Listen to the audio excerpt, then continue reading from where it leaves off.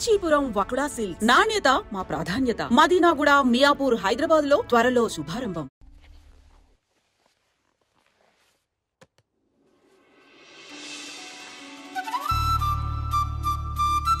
ఈ రోజెందుకో కొత్తగా ఉంది. మనసుకి రెక్కలొచ్చి రివ్వున ఎగరాలనుకుంటోంది. ఇన్నాళ్ల నా ఒంటరితనపు నుదుటిన బొట్టెట్టి ప్రేమ పేరంటానికి ఆహ్వానించాడతడు. ఇది నిజమా కలా తెలియని స్థితిలో నేను, నిజమేనంటూ నిర్భయంగా అతడు.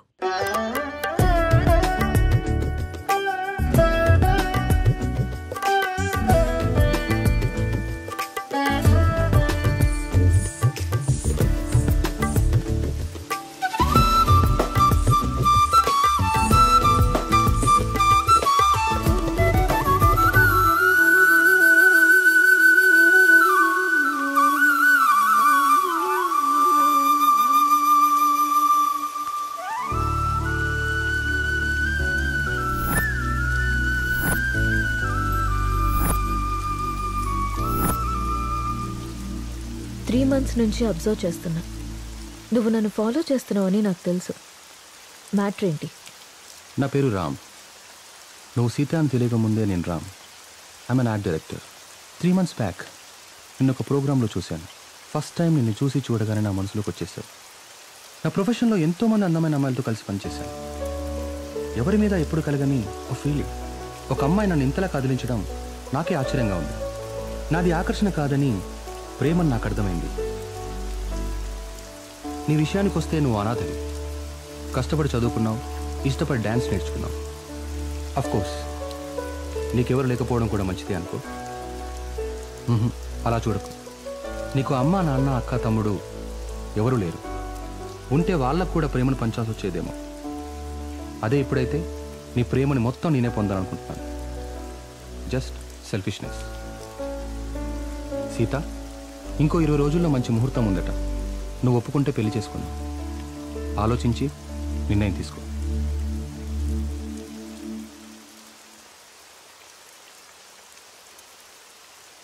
ఇప్పటికి ఇవాళ ఆఫీస్ లేదా? ఆఫీస్ కాదు, ఊరెళ్ళాలి. బెంగళూరు. ఏంటి బెంగళూరు అని అంత బెంగగా చెప్తున్నారు? అసలు మ్యాటర్ ఏంటి? 1 వారం రోజులు సీత. సడన్గా షూట్ ఫిక్స్ చేశారు. వెళ్ళండి.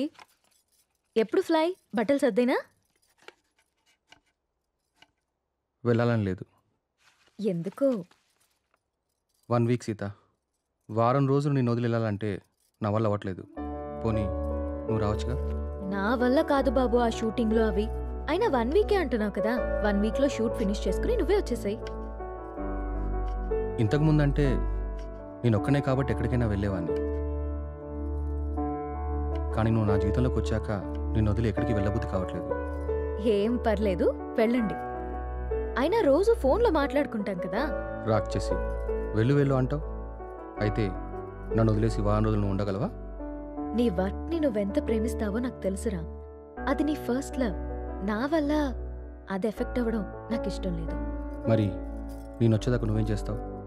నీకోసం ఎదురు చూస్తూ ఉంటాను. నేను ఎప్పటికి రాకపోతే? నువ్వొచ్చేదాకా ఎదురు చూస్తాను. సర్లే గాని ఫస్ట్ వెళ్ళి రెడీ అవ్వండి. మళ్ళీ కంగారు పడతారు. ఇంతకీ ఫ్లైట్ ఎన్నింటికి? 12ంటికి. రామ్, నన్ను చూడకుండా 1 వీక్ కూడా ఉండలేకపోతున్నావు కదా. సడన్గా నాకేవైనా అయ్యి నేను చనిపోతే నువ్వేం చేస్తావు రామ్? మేబీ నేను కూడా చనిపోతానేమో.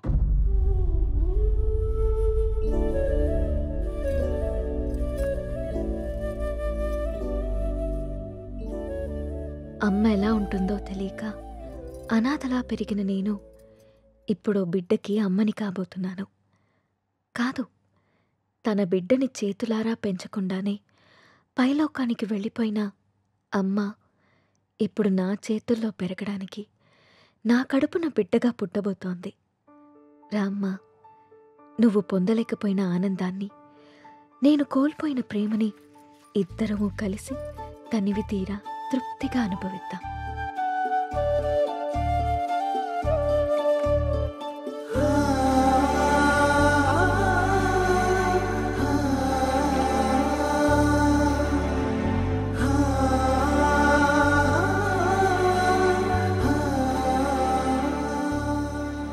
యూ రా, థ్యాంక్ యూ సో మచ్.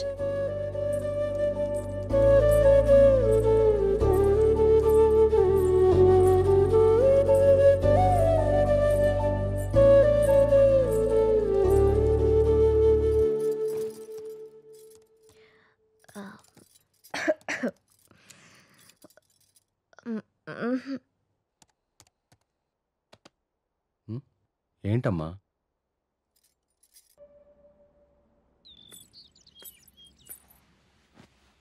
అమ్మా, నువ్వు స్కూల్కి వెళ్ళావుగా, నీకు హోంవర్క్ ఉండదుగా, మరి ఏం రాస్తున్నావు అమ్మా? ఇది హోంవర్క్ కాదమ్మా, డైరీ. డైరీ అంటే? డైరీ అంటే మనకిష్టమైన వాళ్ళ గురించి రాసుకునేది. మనం హ్యాపీగా ఉన్నప్పుడు నచ్చింది రాసుకునేది. మరి ఇప్పుడు నువ్వు హ్యాపీగా ఉన్నావా, బాధగానా? నేనెందుకు బాధగా ఉంటాను? నాకు నా అంజలి ఉంది, నాన్న ఉన్నారు. సో నేను చాలా హ్యాపీగా ఉన్నాను. అమ్మ, మరి డైరీలో నా గురించి కూడా రాసావా? నువ్వు నా బంగారు తల్లివి, నీ గురించి ఎందుకు రాయకుండా ఉంటానమ్మా? ఏం రాసావా అమ్మ నా గురించి? నాకు చూపించవా? నువ్వు మా అమ్మవని రాశాను. అయినా ఇతరుల డైరీని మనకి చూపిమని అడగకూడదమ్మా. ఎవరికీ తెలియకుండా మన కోసం రాసుకునేదే డైరీ. అవునా? అవును. నాకు డైరీ ఇవ్వమ్మా, నేను రాస్తాను. ఇప్పుడెందుకు నానా? నువ్వు చిన్నపిల్లవి, పెద్దయ్యాక రాదుగాన్లే. లేదు, నాకు ఇప్పుడే కావాలి, ఇప్పుడే కావాలి. సరే ఉండు, తీసుకొస్తాను.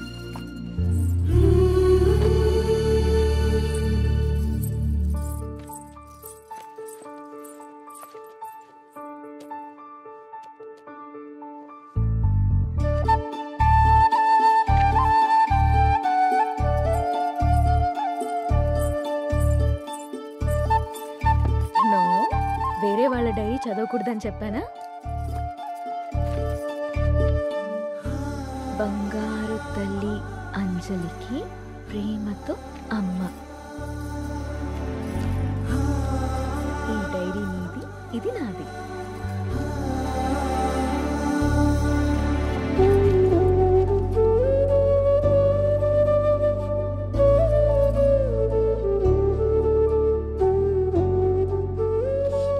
తప్పమ్మా, వేరే వాళ్ళ డైరీ చూడకూడదు. దొంగ.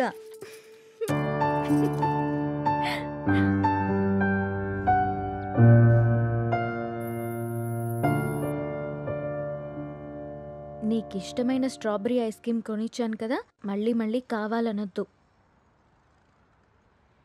త్వరగా తినేస్తే ఇంటికెళ్దాం. తిను.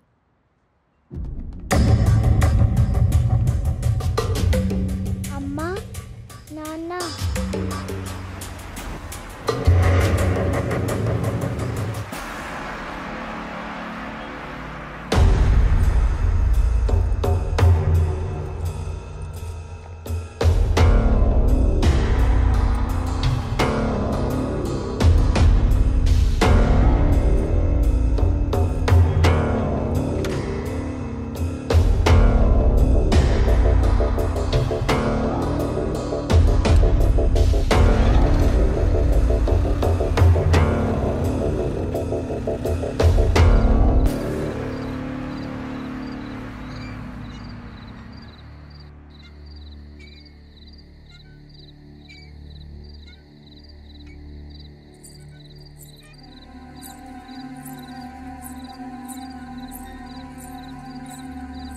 ఏం రాస్తుంది నా బంగారు తల్లి?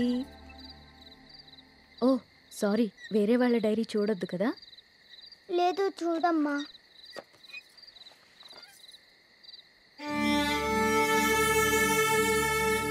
డాడీ ఊరెళ్ళారని చెప్పావు కదమ్మా, ఇక్కడే ఉన్నారుగా.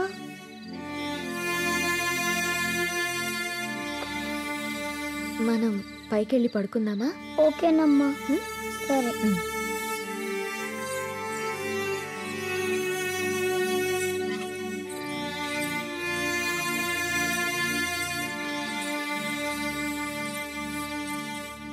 త్వరగా పడుకో, పొద్దున్నే స్కూల్కి వెళ్ళాలి, సరేనా? ఓకే అమ్మా. వాష్రూమ్కి వెళ్ళరా అమ్మా. సరే.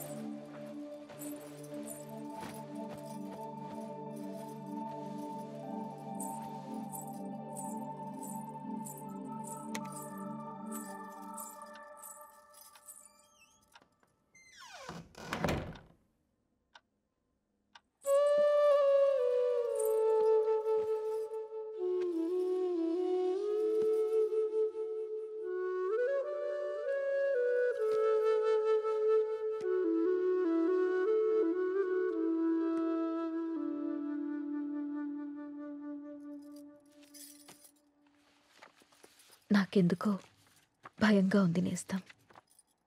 గత 6 నెలల నుండి మా కాపురంలో ఏదో అపశృతి పలుకుతోంది. రామ్ ప్రవర్తనలో మార్పొచ్చింది. ఏవో తెలియని నీలి నీడలు మా అనురాగం మీద కమ్ముకుంటున్నాయి.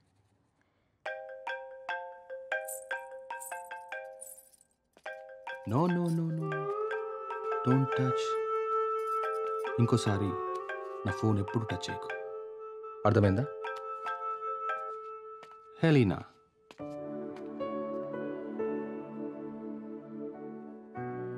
అన్నిటికంటే ముఖ్యంగా మమ్మల్ని చూడగానే ప్రేమతో నిండిపోయే నీ కళ్ళల్లో ఆ వెలుగేమైంది? నా కళ్ళల్లోకి సూటిగా చూసి మాట్లాడి ఎన్ని రోజులైంది? కరిగే కాలంతో పాటు మా మీద నీ ప్రేమ ఆవిరైపోతుందా? నిన్ను అనుమానించడానికో ప్రశ్నించడానికో నాకు ధైర్యం సరిపోవట్లేదు రామ్. నా అనుమానం నిజమని, నా ప్రశ్నకి నువ్వు సమాధానం చెప్తే